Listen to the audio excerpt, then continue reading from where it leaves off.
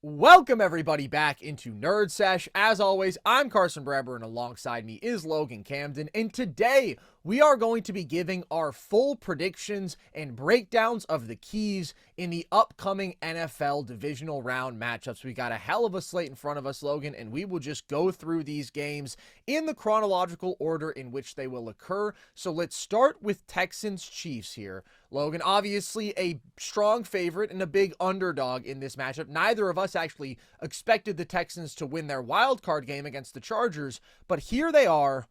What has to go right for them to have a solid chance at winning this football game? That's a good question, and to set the table for all of the games we're going to be predicting today, I have set up my keys from the perspective of the underdog. Like you just set up there. Yeah. What has to go right for the Texans to pull off an upset? So the first key to me with Kansas City, and this is a blanket statement you could make for any game, but it's more important against the Chiefs more than anybody else. You got to get the Chiefs into third and long. This is the number one third down team in football with Patrick Mahomes. The Tampa Bay Buccaneers actually surpassed them at the end of the year because of Carson Wentz. But with Patrick Mahomes, this was the number one third down team in football. How do the Chiefs do that? They run a lot on early downs. This isn't an explosive Chiefs team, like the 2020 team with Tyreek Hill and Travis Kelce, and they are just boat racing everybody, right? We've seen this over the past couple of years. This is a time of possession, ball control, defensive-oriented football team, and the way they do that is sustaining long drives and setting themselves up for easier third downs to convert. And the way they do that is running on early downs, getting into third and four, third and five situations. The first key to me with Houston is that you can't let that happen. And obviously it's easier said than done, but I think you've got to get the Chiefs into 3rd and 8, 3rd and 9, 3rd and 10, where those drag routes and those easy, quick completions aren't going to be, you just got to make life harder on them. It's like taking on a really great scorer of the basketball. You're never going to be able to fully take away all of his weapons, but you can make life hard on him. And I think the first way to make life hard on Kansas City is to try to get into those 3rd and long situations.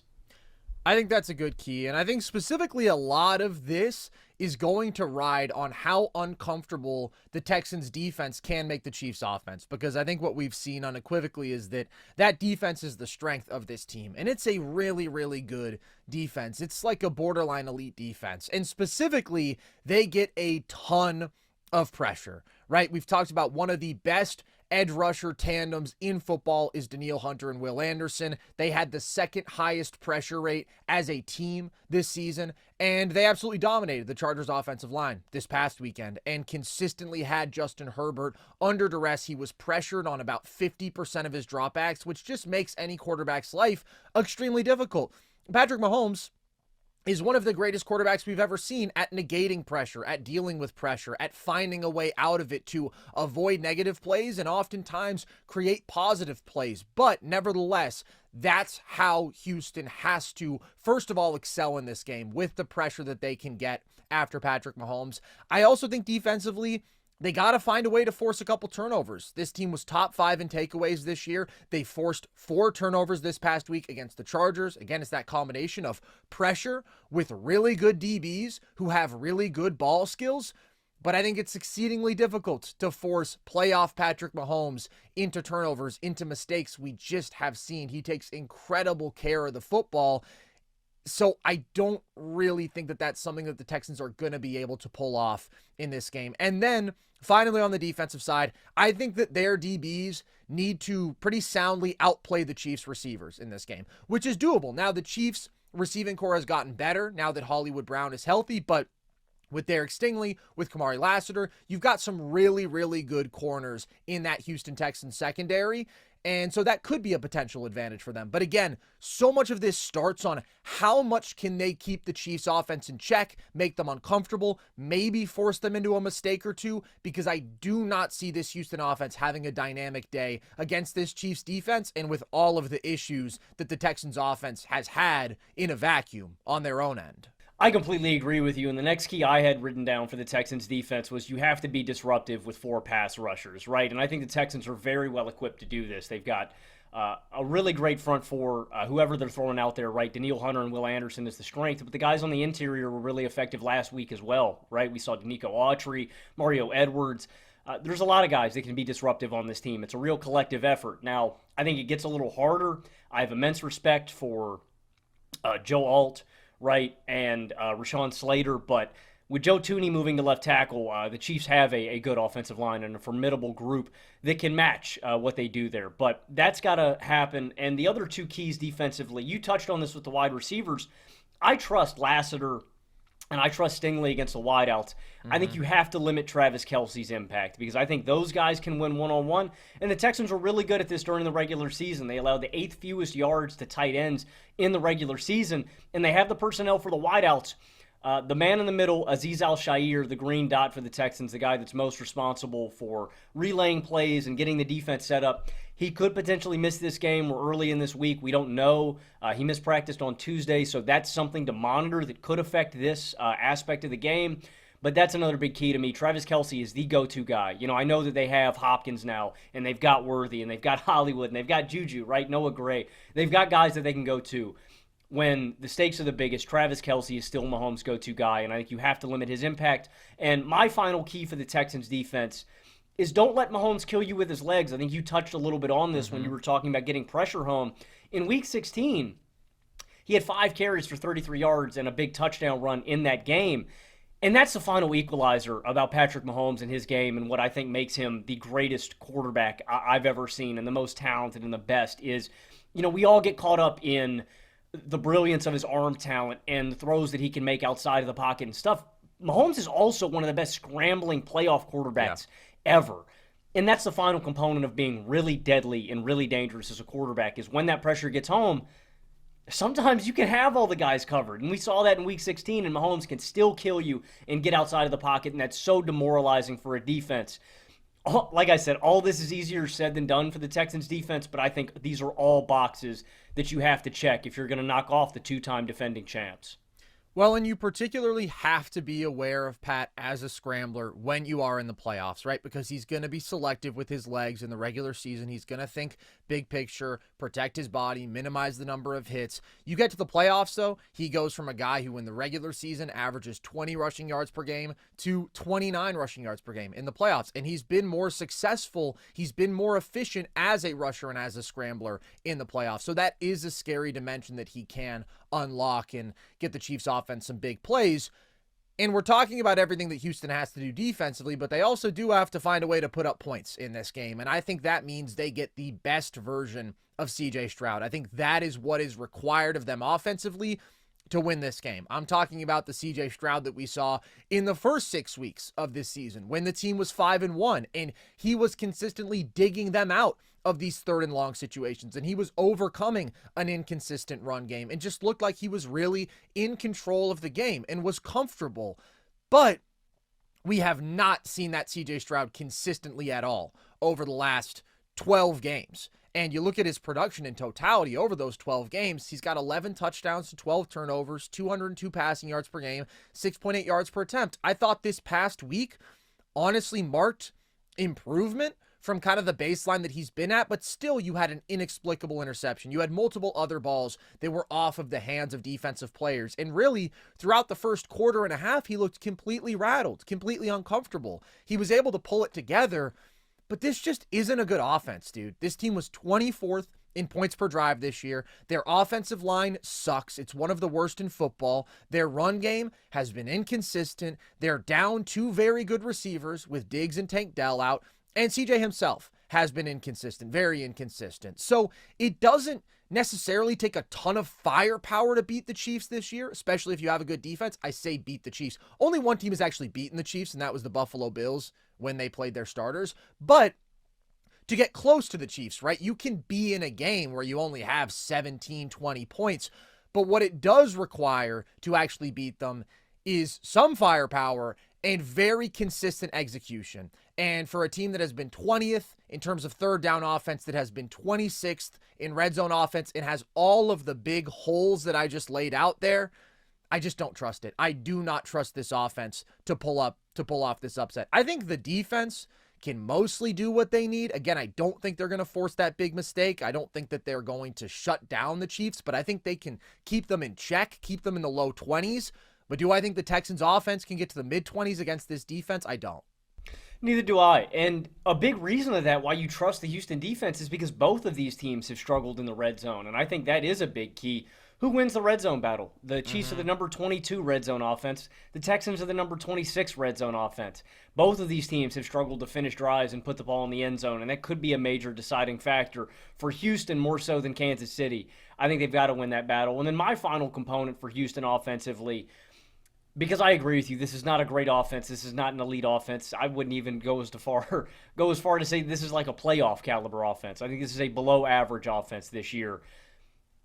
You got to beat the blitz, and the way to do that, again, I think this is wishful thinking. The way to mitigate it, in my opinion, because Kansas City has the 5th highest blitz rate in the NFL this season, and what I saw that worked on tape more than anything else in Week 16 when Houston and Kansas City did battle was getting Stroud out of the pocket on bootlegs and rollouts, and specifically, I would try to move the pocket all game on Kansas City. Don't leave Stroud as a sitting duck, sitting back there, dropping back, because it's been unsuccessful. Get him on the move, rolling out of the pocket, move the pocket, and try specifically to hit those corner and out routes. I thought that was where Houston really attacked the field the best in that original matchup. But I agree with you. I think this is a real uphill battle for Houston, Carson. This is a team that, as you mentioned, with their entire starting lineup out there, only lost one game. They've got the best home field advantage in the NFL. They are undefeated at home this season. They have now won 10 in a row at Arrowhead, and they've allowed all their guys to get healthy, right? Chamari Connor is expected to be out there. Trent McDuffie, Jawan Taylor, Chris Jones are all expected to be available for this game. So I am going to take Kansas City to win this one 29-20. I'm going to go lower scoring, but I think that you laid out a really important key with the blitz. And we know that nobody brings more genius, sinister, calculated, timely, terrifying blitzes than Steve Spagnuolo. That's just what he does. And CJ has struggled against the blitz. He's 25th in EPA against the blitz this year. He's struggled under pressure. He's 31st in EPA under pressure. And this offensive line has done him no favors, but he hasn't been able to consistently mitigate those difficult situations in the way that I would have hoped he could have after last season, or in the way that he was early in the year. And at this point, man, I'm just going to buy in on this Chiefs defense doing their thing. It's still a good group. They haven't been as dominant as they were last year, but you're going to struggle to run on them if you're Houston. I think McDuffie will give Nico Collins a hard time. And again, you've taken out the other really high-tier weapons in this Houston offense, and I think Chris Jones can cook versus this offensive line. So just give me Mahomes. Give me the Chiefs offense, which I do still think is better, which I trust more to grind out drives, which I trust more to limit mistakes. I mean, for God's sakes, they still have Patrick Mahomes and Andy Reid and Travis Kelce and a group of weapons that has gotten healthier and better. And give me these coaches. Give me Andy Reid. Give me Spags. I'm going to go 23-14 Chiefs. So we actually have the same 9-point margin. We're both currently taking a narrow Chiefs cover because they're -8.5 on DraftKings. I just don't think this game is going to be easy for Kansas City. It really never has been this year. Like, I don't see a blowout. I don't see them cruising to victory, but I really see the Texans struggling to score in this game, and I believe in the Chiefs to gut out those drives, to take care of the football, and I think that's all it's going to take to win this game by a decent margin. Yeah, and this is a good Texans defense. I am intrigued to see how this Kansas City offense looks, though, you know, with all these weapons out there, because they've definitely looked better. You know, the final 3 weeks was really, really encouraging for this Chiefs offense and potentially kicking into another gear. But I agree with you. I think it's going to be that kind of game script. Slow, methodical, grimy, nasty playoff football that we've come to expect with this Chiefs team. And there's no team, in my opinion, in the NFL that's better at winning those kind of games. And you mentioned the red zone issues for both teams. I foresee some field goals kicked in this game on the Kansas City side. And I just think Houston is going to have a hard time putting up points. So we largely agree on that one. Let's move on to the next Saturday game. Lions-Commanders, Logan, the other 1 seed hosting the wild card Washington Commanders. What stands out to you as being key in this one? This definitely feels like the most imbalanced game of the divisional round in terms of expectations, for me at least. And so I'm looking at this through the scope of the Commanders and everything that's going to need to go right for them. Very similar to my first key with Houston and what they needed to do defensively. I think the Commanders need to do offensively. My first key is getting into third and manageable. Every game Washington has lost this year has been when defenses are able to stonewall them on first and second down and get Jayden into 3rd and 10, 3rd and 11. Because I'm telling you, this Commanders offense is the real deal. I think they can go toe-to-toe with Detroit in terms of just moving the ball and putting up points. Jayden Daniels isn't a guy that I want to play at this point. I think he is a bona fide top 10 quarterback, and in 3rd and short, 3rd manageable situations, he is money. If that is creating with his legs. I mean, look at how he ended the game last week. You couldn't ask for anything more from the Tampa Bay D-line on that final possession, and Jayden still manages to make something happen. They're one of the best short yardage offenses in football. If it's 3rd and short, if it's 4th and short. And so that's what you have to do. Stick to your identity, mix up the offense, equal amount of passing and running and trying to balance it out. But getting into 3rd and manageable is step 1. And then step 2 for me offensively is just limiting extra possessions for Detroit. You can't give Detroit any free points. This team's going to make you pay. And then, I don't know, man. The Commanders got to score on every possession. Yeah. I hate being like nihilistic or cynical about Washington's chances in this game. And, football's any given Saturday now. Well, it used to be any given Sunday, but, right. Playoffs. Any given Saturday, any given Sunday. But I just don't really see how this Washington defense slows down or stops Detroit. So I think it's limiting costly plays on offense, getting into 3rd manageable, and trying to capitalize on every possession that you have. Because the way I see the Commanders winning this game is very similar to how they won that Cincinnati Bengals shootout game. It is, all right, Detroit throws a haymaker. All right, I'm throwing my haymaker. It is going to be, you just got to answer fire with fire if you're Washington. I totally agree. I think if Washington wins this game, probably both teams got into the 30s or at least the high 20s, and Washington's offense was just a little bit better. I think it's going to be brutal for them defensively, but I actually do think that Jayden Daniels in Washington can have a pretty good offensive game, especially in terms of matchup. You think about the Lions' defensive principles against the pass. What do? They blitz at an incredibly high rate, 2nd most in the NFL, and they play the most man coverage in football. How does Jayden Daniels do versus the blitz? Exceptionally well. He's one of the best quarterbacks against the blitz in football. He was 2nd in EPA against the blitz. He's got a passer rating of 115, 12 touchdowns, 1 pick, 8.3 yards per attempt. He's nails there.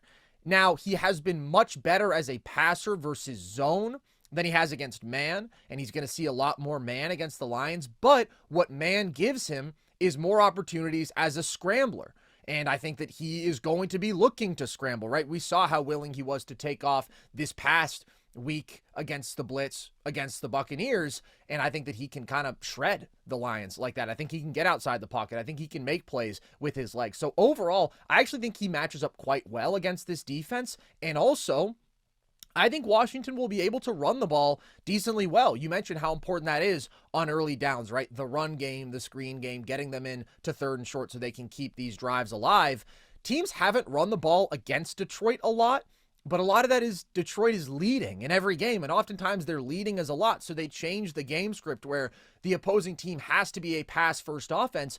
In terms of yards per attempt, Detroit is 22nd against the run. And this is a really, really good Washington run game. So I think they'll be able to put up some points. And beyond the matchup, Jayden is just a monster, dude. I mean, Jayden, especially as of late, has been cooking. His last 5 full games, not counting week 18 when he only played a fraction of that game, over 1,500 total yards, 16 touchdowns, 4 turnovers, 109 passer ratings, over 300 total yards per game and over 3 touchdowns per game with less than a turnover a game, right? Which, when you consider the offensive burden he's taken on, I'm good with, because he's had to take some chances, and more often than not, it has paid off. He's been carrying this offense, and I do think he can do it again. But again, the problem is I don't think Washington has a prayer in hell of stopping Detroit. I think the one prayer, I wrote down that verbatim, Carson. Wow. Hope and pray Jared Goff craps his pants. I mean, that is the one.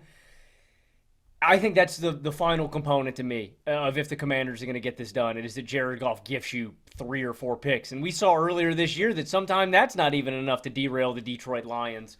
Yeah. This Lions offense is so good.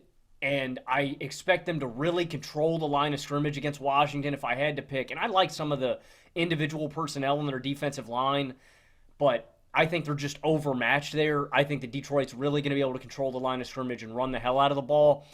And then off of that, I just see the bread and butter for Detroit working, right? I see them overmatched in the secondary. There's so much talent on the outside for Detroit. And again, this is a historically great Detroit offense. They averaged 33.2 points per game this season, number one in the NFL. They just don't stop. But Jayden is a beast, and I think the Commanders are going to put up points. This Detroit defense, I know they had a good week last week. Not last week, 2 weeks ago. I know that Detroit has been better as of late. This is still a team that's allowed a lot of points since they've been beat up. And so I expect the Commanders to be able to move the ball pretty well and to score a lot. But, again, I just don't see how Washington slows down Detroit. I've got my prediction. Do you have any other keys you want to hit on? I mean, basically just to reiterate what you said, this is a Detroit offense that is amazing, that is one of 10 teams this century to average 33 points per game and one of just 4 to average 3 points per drive. The Bills were also in that club until we got the Mitch Trubisky and Mike White show in Week 18. But still it's counts. A really special level of offense. Yeah, I mean, in my heart, the Bills are there because when Josh Allen played, they were there. Nevertheless, the Lions are part of that very, very exclusive club, and they're facing a defense that is clearly the worst left in the playoff field. It was 23rd in points allowed per drive this year. That particularly sucks against the run. They were 30th in yards allowed on the ground and 28th in yards per attempt allowed.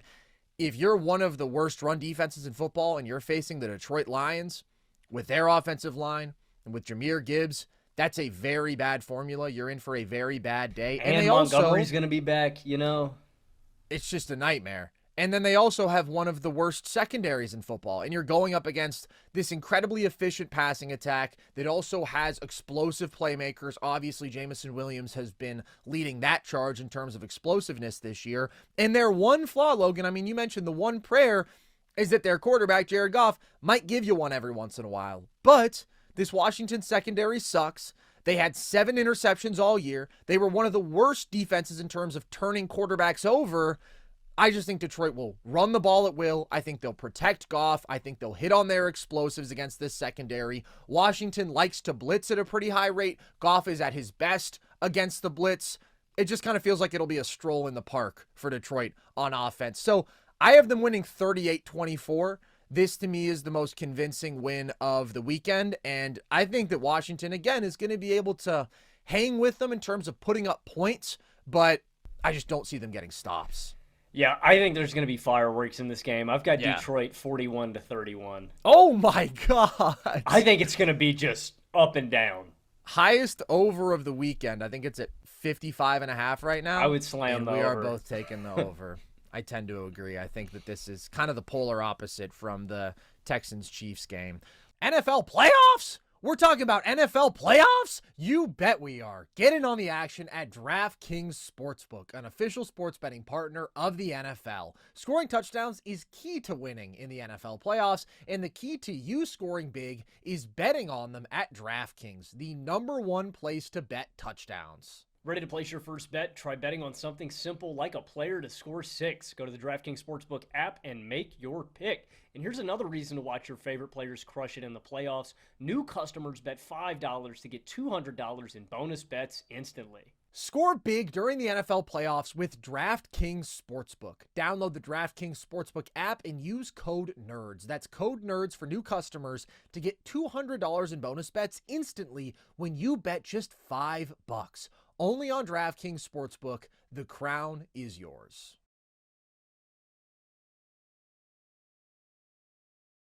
Let's move on to the Sunday slate, Logan. We've got Rams, Eagles. What stands out to you as being key in this one? First, I just want to say I think the Eagles are vulnerable.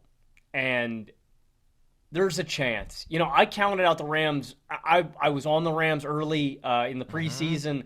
I got off the Rams very early in the season after their really slow start. And I found my way back in on the Rams after their performance last week. The Eagles forced 4 turnovers versus Green Bay, and they ended up with 7 points off of those 4 turnovers. and the turnover was a short field where they had to move the ball less than 30 yards.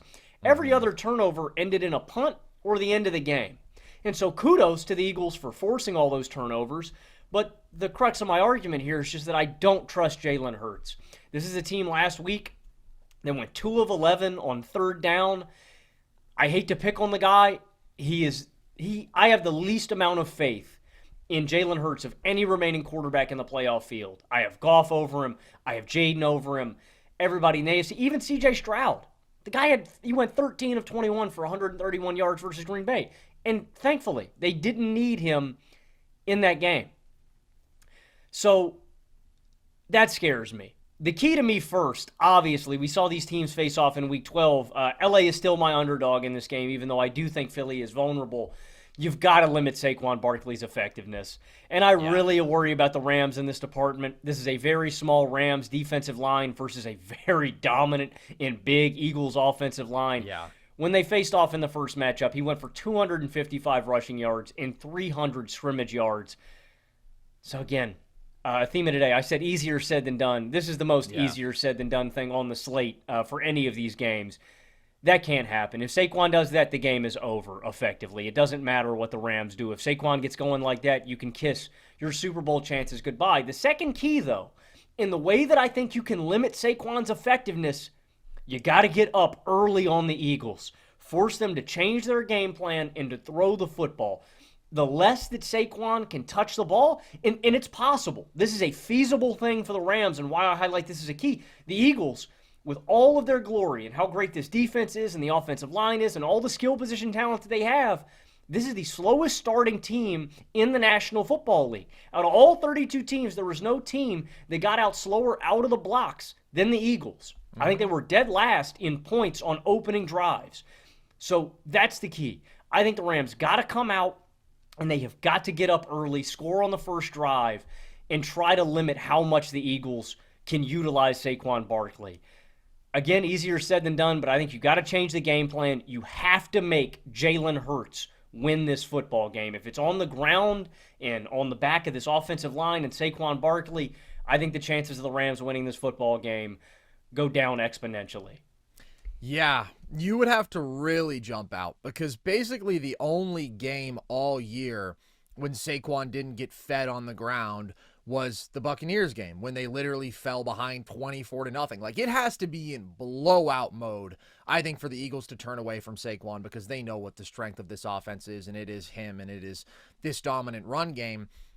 The Eagles have been a very slow starting team in totality on the year, but over the last handful of weeks, they've actually gotten a lot better on that front, and they've started putting up some points in the first quarter. So I just think it's a pretty long path to the Rams winning this game because Philly is so much more talented. And specifically, this Eagles defense is just awesome. They're huge up front. They're great against the run. Their secondary is great. But specifically, I wonder how well the Rams can run the ball in this game. And I wonder, but really I worry, because they were 31st in rushing yards per attempt this year. Over the last 3 weeks, they've run for 242 total yards. That's not something that you like walking into a game against this Eagles defensive front and this Eagles defense. And in terms of the passing game, they have Matt Stafford. That's a huge box to check. I wonder, though, if they get the version of Cooper Kupp that they need to win a game like this, because I believe in Stafford. I believe in Puka. Puka has been a dog. But a huge strength of this offense over the last couple years has been we've got the elite quarterback, and we've got two really high-end receivers. And Cooper Kupp, as of late, just has not been that guy. Last 4 games, he's got 82 total yards. And the offense has struggled in that time as Kupp has struggled. The offense over those last 4 games with Kupp on the field is averaging 16 points per game. I'm not counting the defensive touchdown that they scored against Minnesota this past week. So those are really the roots of my concern. Stafford, I believe in to ball out. We mentioned this last show, but in 6 playoff games with the Rams, he's at 294 passing yards per game, 8.7 passing yards per attempt, He's got 70% completion rate. He's got the most playoff passing yards per game of any quarterback in NFL history. He does. It's him, Kurt Warner, and Dan Fouts. Some absolute passing yardage monsters. And he's got 13 touchdowns to 3 picks in his Rams playoff career. Like, he is a dog, and he can drag this offense to a respectable baseline, and I trust him in a big game to control the game, right? He's just a gamer, and he's got so much experience. But when everything around him, outside of Puka Nacua, is as inconsistent as they have been for this Rams offense, and you're facing an elite defense, that's a tough formula. But to me, the Rams' chances to win this game rest on Stafford doing enough, him just being clearly by so far the better quarterback, and Philly's offense struggling.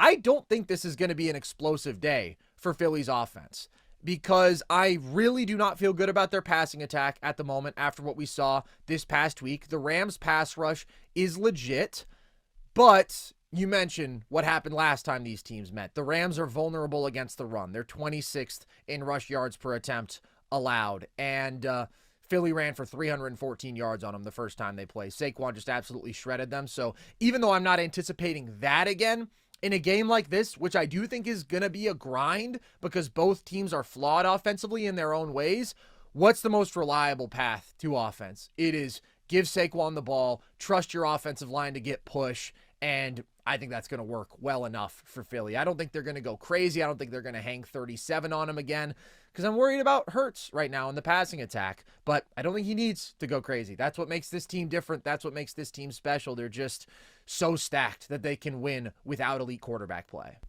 I completely agree. And you mentioned the last time they faced off, the only other thing that I think the Rams need to do, or another thing that the Rams need to do better, got to be better on third down. And the first time they matched up, they went 0 of 8 on third down. On those 8 third downs, Stafford was sacked 5 of those times. And so you're talking about Kupp and Puka. Those guys have got to get open. They got to get open early. And this Eagles defense is just hellish. And that's basically the crux of why I'm so confident. Is I like the Rams offense a lot. Stafford and Puka and Kupp can cause problems for a lot of defenses in their personnel. I just don't see it. I think Philly can match up with these guys one-on-one. I think they've got elite secondary play, elite linebacker play, elite front play. Like, the defense is just awesome. They've got home field advantage. They've got the more talented roster, and they mollywopped LA in Week 12. All that being said, Carson, I got a weird feeling, man. I got a weird feeling that this is going to be a really close game. In your balls? I'm not taking the Rams. Okay. But I think it's going to be a very tight game. I am taking Philadelphia 24-23. Oh, wow. Okay, I'm taking Philly 21-17. I have a similar feeling that it's going to be close, but I do think the Eagles are clearly better. And again, it would require Stafford being so much better than Hurts for the Rams to pull this off. And not even just Hurts doing the basic stuff. Hurts would have to collapse a little bit. I kind of think so. I just struggle to see the Rams matching the firepower that Philly has outside of the quarterback position. And then Philly also has the significantly better defense. So I'll take them in a pretty low-scoring, competitive game. Here we are, Logan. We're at the granddaddy of them all.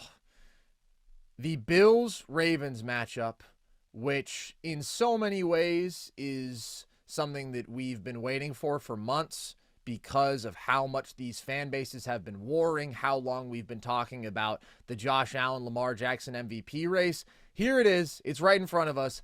I have a ton to say about this game, but I'm going to defer to you. What's the first key that stands out to you here? The first key is very obvious, and it's that Josh Allen soundly and firmly outplays Lamar Jackson. I'm not even, I think the Ravens could win this game, and that could still happen. But that's step one for Buffalo, is that Josh outplays Lamar. And I can very easily see it happening. I know that people get on us for the Josh Allen glaze, and we're Josh Allen fanboys and stuff like this, but the numbers really corroborate it if you look into them. He is number 1 in total yards per game by a quarterback in NFL playoff history. He is now number 2 in total touchdowns per game by a quarterback in NFL playoff history. He is literally 0.1 touchdowns per game behind Patrick Mahomes. And he is second in fewest turnovers per game by a quarterback in NFL history. Again, 0.05 behind Patrick Mahomes. That's so crazy. It's not hyperbole when I say he is one of the greatest playoff performing quarterbacks ever. And to me, it's very simple, but that's step number one for Buffalo is that Josh outplays Lamar Jackson by a pretty wide margin. I do think that Josh has to outplay Lamar for the Bills to win this game, but the one component that I think has maybe alleviated the burden on him to outplay Lamar so soundly as a requirement for the Bills to win this game is that it looks like Zay Flowers isn't going to play. We don't know that for sure, but he didn't practice today, and basically we're hearing that he has an outside shot at playing. That's meaningful to me because in a game that I expect to be this close, even though I think the Ravens still have solid depth in terms of weapons with Bateman and with Mark Andrews and with Isaiah Likely, taking their best receiving weapon off the field, that can swing my view on this game. So when we were talking about this before the playoffs, I said I think that Josh can't just be a little better than Lamar for the Bills to win this game. I think he has to be much better. Now I don't necessarily feel that the margin has to be as great with the absence of Zay Flowers. I'm going to start on the other side of the ball, though, with the Ravens offense and the Bills defense, because I think probably the biggest key to this game is the matchup between the Baltimore rushing attack and the Bills run defense. Last time, this was a slaughter. Baltimore ran for 271 yards against Buffalo. That was their second highest total of the year, which they only topped this past week with 299 against your Pittsburgh Steelers, Logan. Way to go, Tomlin. Way to go, baby. Share that misery together. But what's extra scary is Derrick Henry is playing his best football right now. He is shredding everybody. He's averaging 158 yards per game over the last 4 weeks. He had 155 yards after contact this past week. That makes the Ravens rushing attack even scarier, but the cause for optimism for the Bills run defense and the potential key difference is that in their first meeting, Buffalo was without Matt Milano, they were without Terrell Bernard, and they were without Taron Johnson. Those are three good defensive players. Those are three really important run defenders. And since the Ravens game, the Bills are a top 10 run defense in terms of yards per game and yards per attempt. And in the last 5 games in particular, they have been really good. We saw it this past week. They shut down the Broncos run game, and the Broncos really committed to that run game. It just did not work for them. And 5 weeks ago, they shut down the Lions run game early. And to me, those are the two best run games in football, right? Philly is right there with them, but that's the top 3 in that tier. It's Baltimore, it's Detroit, and it's Philly. So this is a run defense that has trended upwards, that has improved, that has gotten healthier since the first matchup. And I absolutely think that all of that matters, and it gives the Bills a much better chance of hanging in there in that matchup. It's still concerning, though, because the Bills have a smaller defensive front. They play a ton of nickel, and the run defense has been an issue, at least in spots, for the last 2 years. And again, nobody is going to run the ball better than the Baltimore Ravens. And interrelated with that key, right? Can the Bills stop the Ravens run game at a respectable rate? Okay, they're not going to stop it, obviously. Can they keep themselves from getting run over like they did in the first matchup? I think the first couple drives of this game are going to be huge. Because if you look at how the first Ravens meeting went, that's basically where things were decided. If you look at the Bills' opening offensive drive, a ball goes off Kincaid's hands on 3rd and 2, and then the Bills don't go for it on 4th and 2 at midfield. That was an opportunity to extend a drive, get something going, and they weren't aggressive. Well, and if that happens in this game, too, McDermott has to push the Bill. You can't be scared in this type of situation, man. I totally agree, and that is a key that I have down. This has to be a game where McDermott is aggressive, and I do think he's gotten smarter and better about that since the Ravens game. I actually think that he's been more aggressive in the second half of this season in terms of going for it on 4th down than we've seen previously, which is good, because if the Bills come into this game and Sean McDermott is a coward in spots like that, I'm going to pull my hair out, because it's just not how you're going to win this football game. You don't win a game like this with strategic punts, right? It's about putting up points, giving yourself a chance, putting the ball in the hands of your best player, in my opinion, the best football player in the world right now. But back to how things transpired in the original matchup. After the Bills didn't go for it and they punted strategically, what happened? Derrick Henry ripped off an 87-yard rushing touchdown, so that punt didn't matter at all. Next drive, a holding sets back the Bills. They have to take a field goal. Then the Ravens march down the field and they score. Then the Bills have a 4th and 1 at their own 40 after running the ball on the first 2 downs. They don't go. Another spot where you just barely miss out. You're not quite where you need to be offensively, and you're passive. And then the Ravens march down and they score again. So that's 21-3 right there. The Bills couldn't get a stop. They specifically couldn't stop the run. They had a couple of those near misses on offense, a bad penalty, and twice they didn't go for it on 4th and short, and that doomed them for the game. But you compare that to another game that I thought was basically the complete opposite in terms of how it started for the Bills in a matchup that I also thought was concerning because of the run game that they were facing. That's the Lions game where they shut down the run. Detroit only got 48 yards on the ground in that entire game. Buffalo jumped out early, their offense was clicking, and they were able to play the whole game on their terms. Now, the Lions still put up points, but at least you were making Jared Goff throw instead of allowing them to run the ball down your throat. And again, you were dictating the game that entire way. So I honestly think the first quarter in this game is more important than the fourth quarter, because I think the first quarter is where the tone is set. It shows us if the Bills defense can hang, if they can compete physically, and it determines what game script the Ravens will follow for the rest of the game. Because if the Ravens can just run the ball at will down your throat, and if they're in control for 4 quarters, well, that's a slow and painful death. If you can keep them in check early, right, if you're on even footing, or if you, Buffalo, take the lead, especially if you take a multiple score lead, that completely changes the complexion of the game. It forces the Ravens to throw more. And we've seen time and again, as good as Lamar has gotten as a passer, that is not as successful a formula for them. And that's the spot you want to put them in. But last time, the Ravens couldn't have been more comfortable. They couldn't have gotten what they wanted more. And that all started very early in the game. To add on what you're saying about Lamar, too, it becomes that much harder when you make the Ravens a throwing team and they don't have Zay Flowers to go to. Absolutely. And we have had games this year, not to pick on the guy, Zay has dropped key passes that would have extended drives and potentially won them games. Rashad Bateman has dropped passes that would have extended drives and won games. Sometimes it's not even about Lamar. Sometimes Lamar will make the exact right play and he'll run around for 8 seconds and launch a ball 30 yards downfield for a huge play, and his receivers will just drop it. The margins become that much more slimmer for the Ravens' passing attack without a guy like Zay. Carson, I'm going to be honest.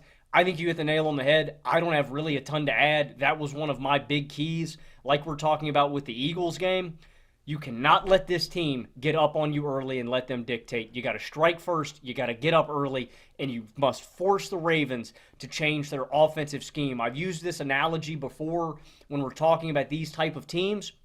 The Ravens, the Eagles, they played at BC ball, that boa constrictor ball control football, where if they get up early, they're going to wrap around you, they're going to strangle you, and they're going to choke you lifeless as they just run the clock out. And Buffalo cannot let that happen.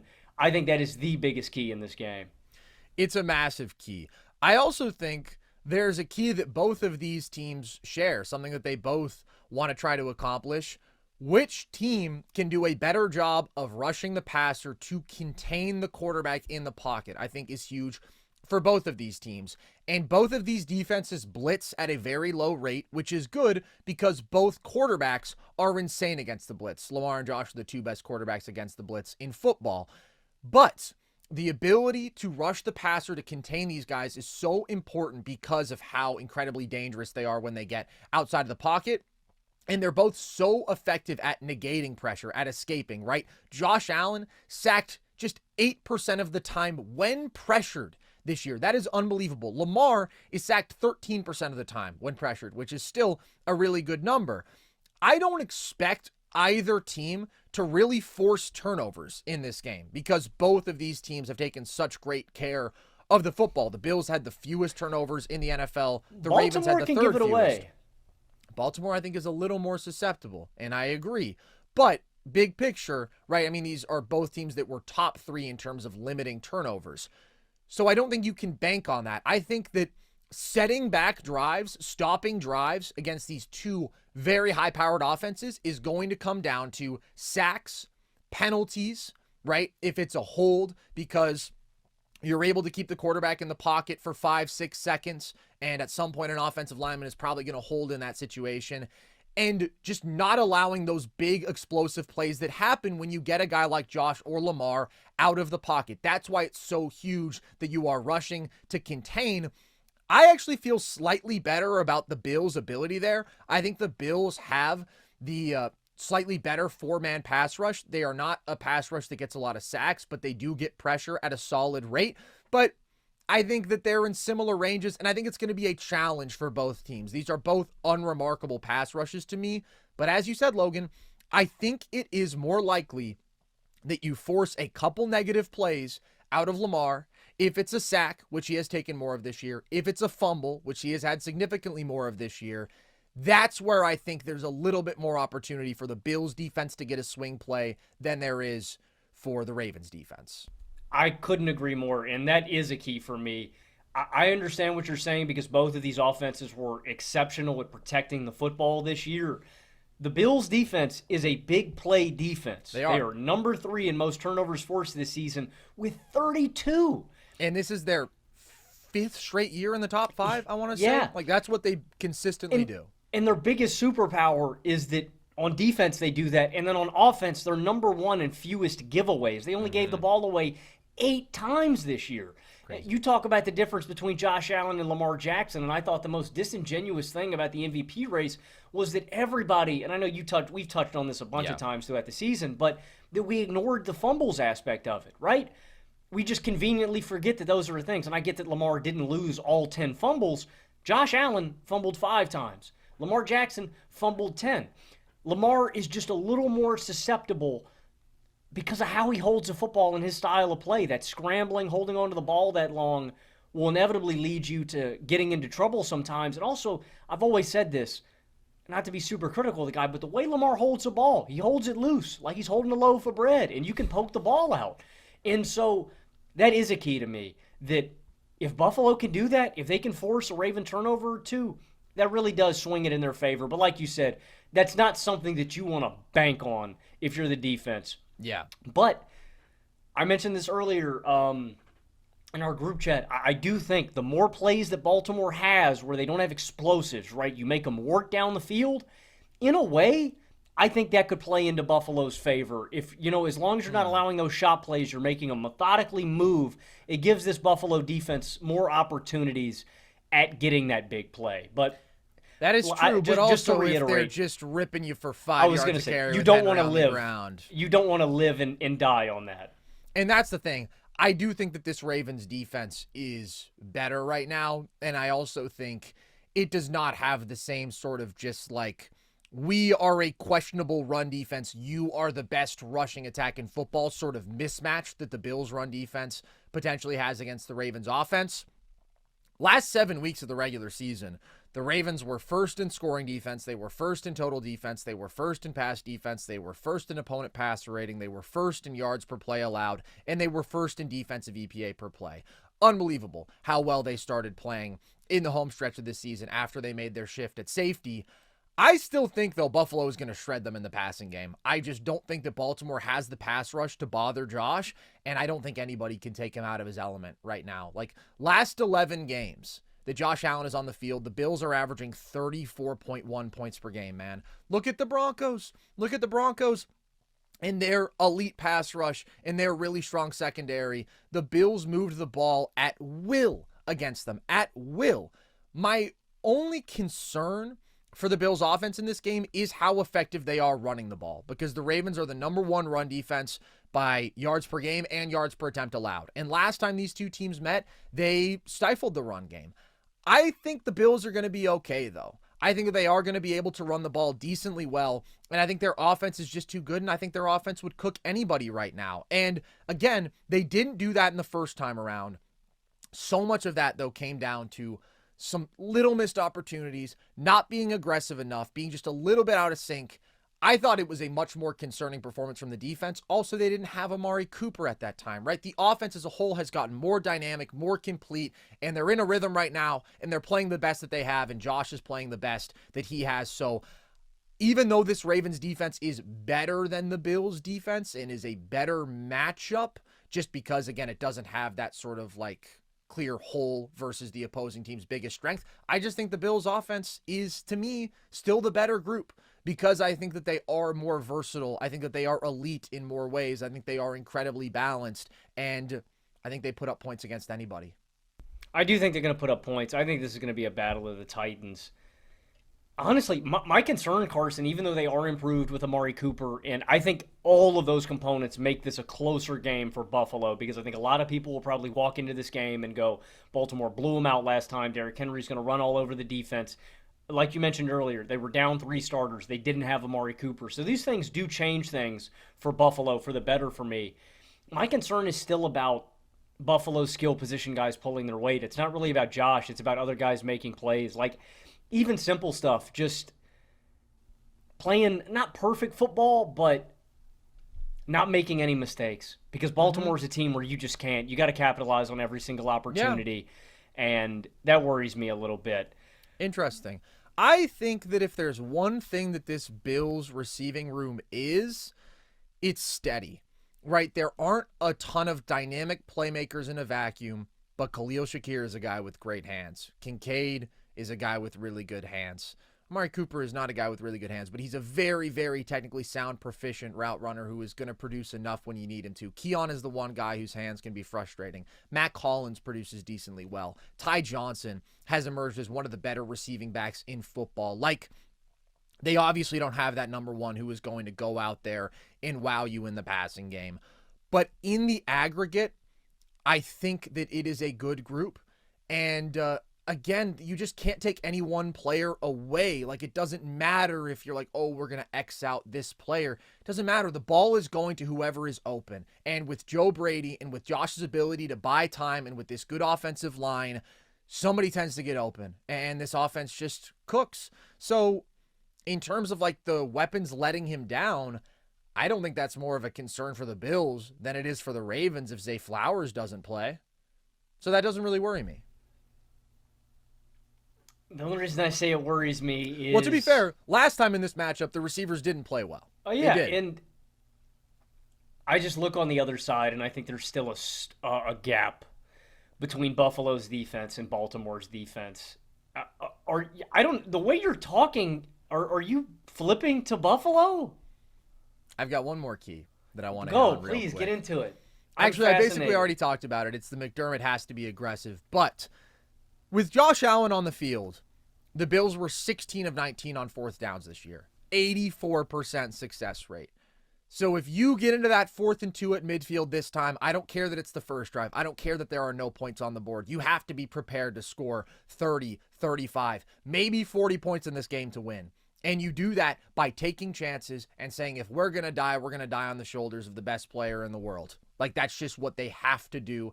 And I am hopeful that they will be more aggressive and that McDermott will be smarter about that. You want my prediction? You really want my prediction? Hey, McDermott, Van Vliet, Pedro Serrano. Cojones grandes. Necesitamos. Yeah, necesitamos tus cojones grandes. I'm taking the Bills to win this game. Let's go. And that fires me up. I think a lot of people were probably happy to hear me not pick the Bills to win this game before the playoffs. Here's the thing. The Ravens, to me, still have the clearer path to a comfortable victory, which is that they just totally overwhelm Buffalo on the ground and the Bills can't get a stop. But when you take Zay Flowers out of the game and you take a chunk out of the Ravens passing attack, and as you talk about, you trim the margin that they have, and if they do have to come from behind through the air, it becomes that much harder. That's where this matchup does become, to me, more purely about which quarterback do I trust more? Which quarterback can outplay the other? And that's where I do trust Josh a bit more. I think both teams are going to have a hell of a hard time stopping the other.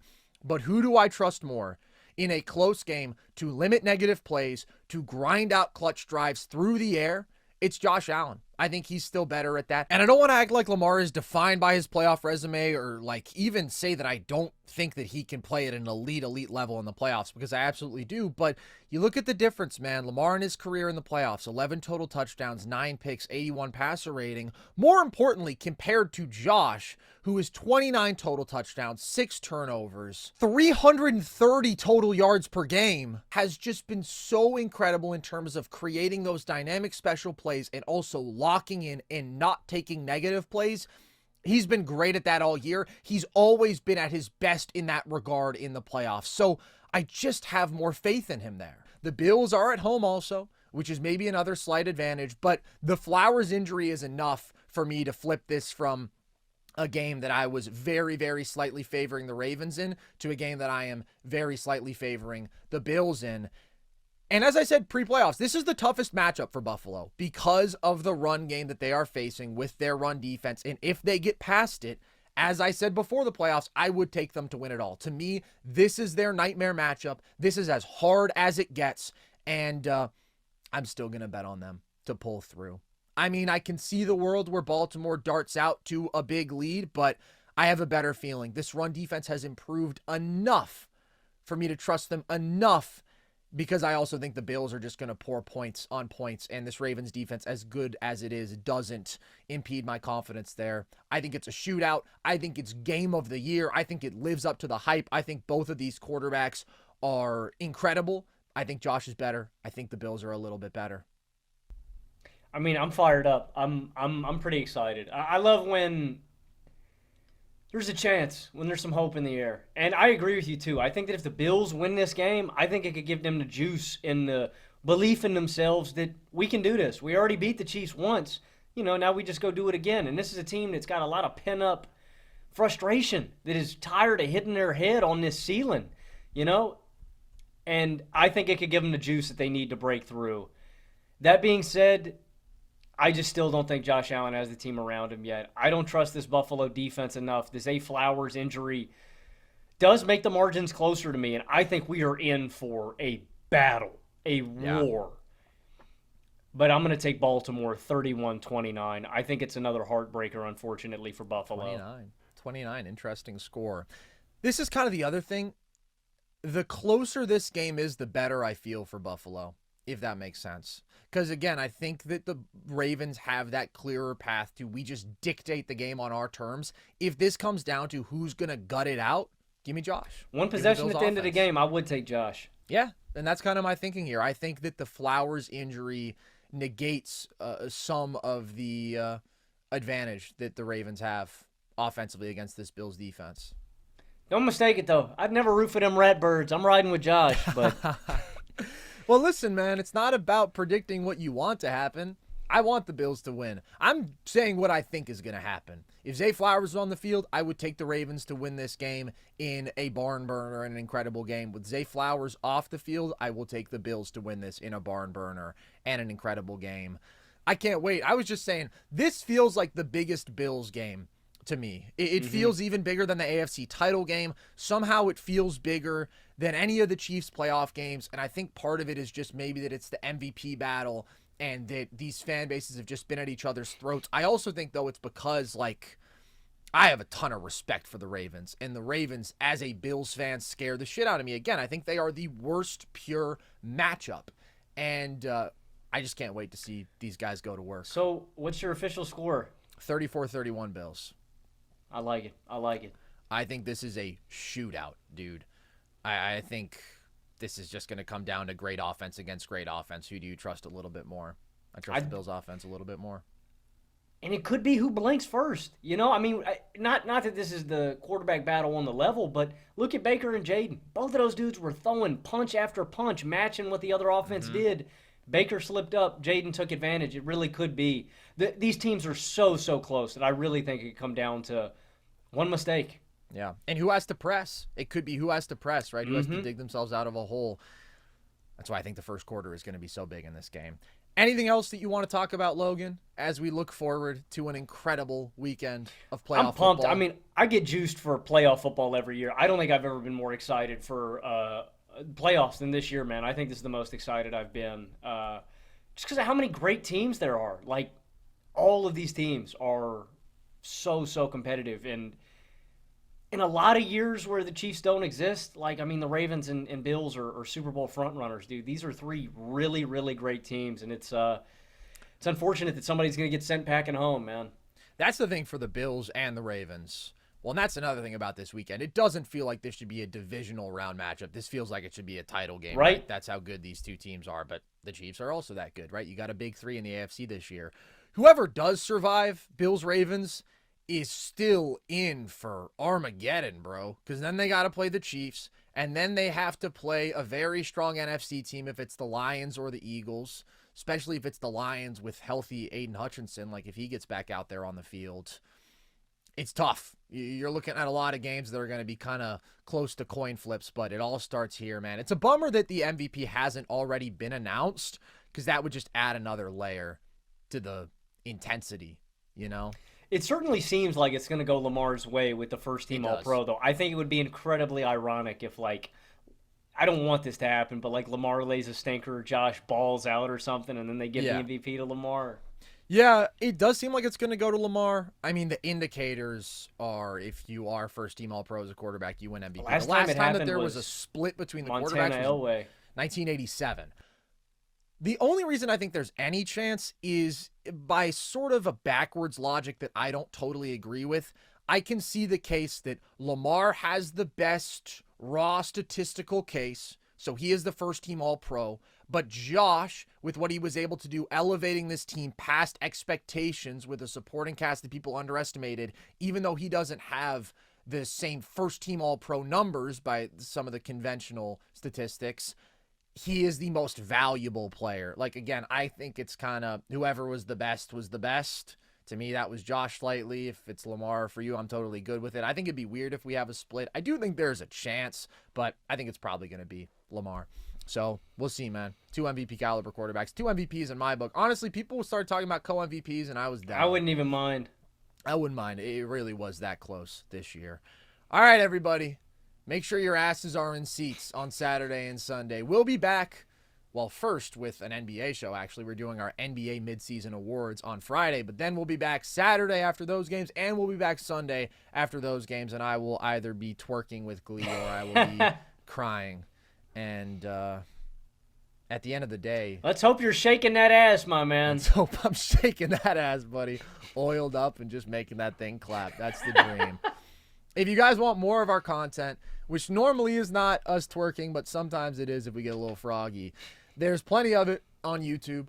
You can find all of our full shows there, NBA and NFL, and some of our video essays and film breakdowns. I just did one on Russell Westbrook and his resurgence that I really liked, and I thought I dug up some pretty cool numbers for that, and it's just been awesome to watch, dude. Shout out to Russ, 36 years old and improving and adapting. Very impressive. Very impressive. Shout out to him. So you can watch all of our stuff on YouTube. You can listen to it across all audio platforms, and you can follow us across social. TikTok at NerdSesh, Instagram at NerdSesh, Twitter at Nerd_Sesh for all of our trivia content, our short form stuff, clips from the show, graphics from the show. Again, as I'm saying every show, we'll see how long TikTok's around. It may be 4 more days. It could be longer. I don't know. Maybe a miracle happens and we get to keep watching my twerk videos, which are normally posted to TikTok under a private account that you only really know about if you're locked in. But we're still there for now, and you can join our Discord if you want to just chat with the gang, be part of our community. The link to that is at our link tree across our social media bios, and you can check out our merch. That is also at our link tree and at breakingtea.com. So with that, as always, I've been Carson Brabber. I've been Logan Camden. And this was NerdSesh.